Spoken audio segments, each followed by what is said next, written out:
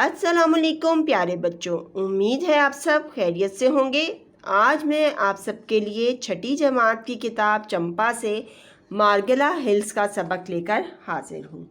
Margalla hills यानी कि मार्गिला की पहाड़ियाँ जो कि इस्लामाबाद में वाक़या हैं। तो आइए अब हम इसकी मश्क की जानिब बढ़ते हैं।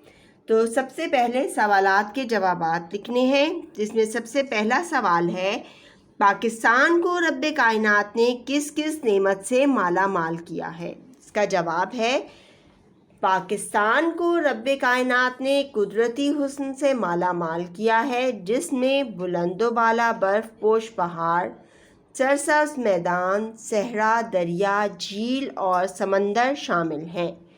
फिर है सवाल नंबर 2, मार्गिला हिल्स का रकबा और ऊंचाई क्या है। मार्गिला हिल्स का रकबा 12,605 हेक्टर्स पर मुश्तमिल है, जबकि इसकी ऊंचाई मगरिब की जानिब 685 और मशरिक़ की जानिब 1604 मीटर तक है। फिर है सवाल नंबर 3, मार्गिला इन पहाड़ियों की उम्र का अंदाज़ा किसने लगाया है और उनके ख़्याल में वो कितनी है। माहिरीन आसारे कदीमा ने एक मुहतात तहकीक और यहाँ से मिलने वाले फॉसिल से इन पहाड़ियों की उम्र का अंदाज़ा लगाया और ये तकरीबन 40 मिलियन साल पुरानी है। फॉसिल्स यानी कि जो हड्डियाँ होती हैं, ठीक है ना, हड्डियाँ या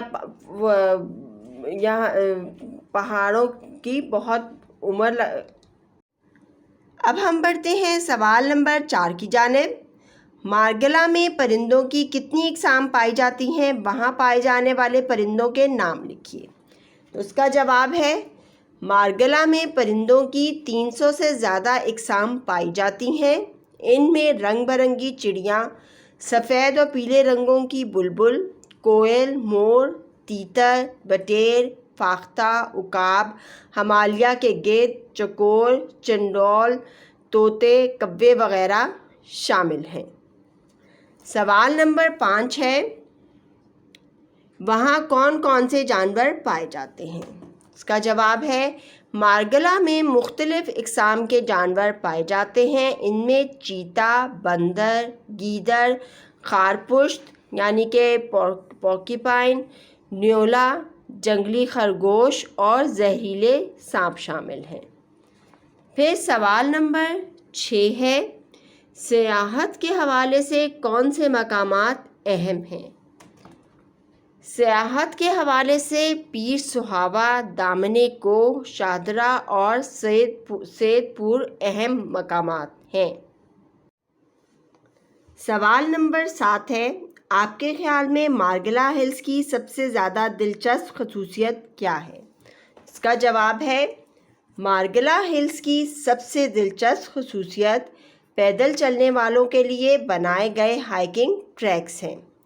सवाल नंबर 8 है, यहाँ के कुदरती माहौल को किस किस्म के ख़तरात का सामना है, नंबर वार तहरीर कीजिए।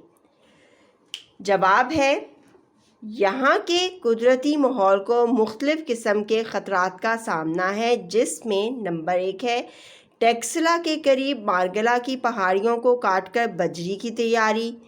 नंबर 2, माहौलियाती आलूदगी। नंबर 3, गैर कानूनी तौर पर दरख्तों की कटाई।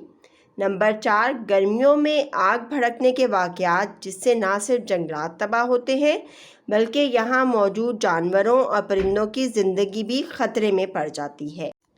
सवाल नंबर 9 है, सोच कर लिखिए कि अगर हालात यही रहे तो चंद बरस बाद मार्गिला हिल्स कैसी हो जाएंगी। जवाब है, अगर हालात यही रहे तो चंद बरस बाद यहाँ जंगलात का नामो निशान ना होगा और यहाँ पर पाए जाने वाले जानवर नायाब हो जाएंगे। मार्गिला हिल्स बंजर और वीरान हो जाएंगी। सवाल नंबर 10 है, मार्गिला हिल्स को बचाने और आलूदगी के मसले को हल करने की तजावीज़ नंबर वार लिखिए। जवाब है, नंबर 1, जंगलात की कटाई को सख्ती से रोका जाए और जो भी इसमें मुलव्विस हो उसे सज़ा दी जाए।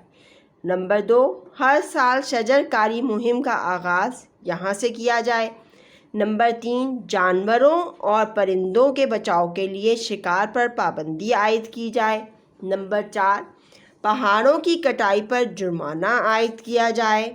नंबर 5, यहाँ पर आने वाले सियाहों के लिए लाजमी कर दिया जाए कि वो यहाँ एक पौधा ज़रूर लगाएं और माहौल को साफ रखें। उम्मीद है आज का सबक आपको अच्छे से समझ आया होगा। हमारा इर्द गिर्द का माहौल और ये पहाड़, सब्ज़ा, ये सब हमारे लिए बहुत ज़रूरी हैं और मौसमियाती तब्दीलियों का असर हमारे मुल्क पर देखा जा सकता है।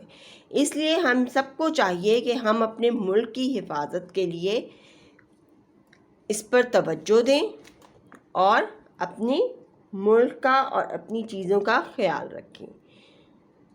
अपना बहुत सा ख्याल रखिएगा। अल्लाह हाफ़िज़।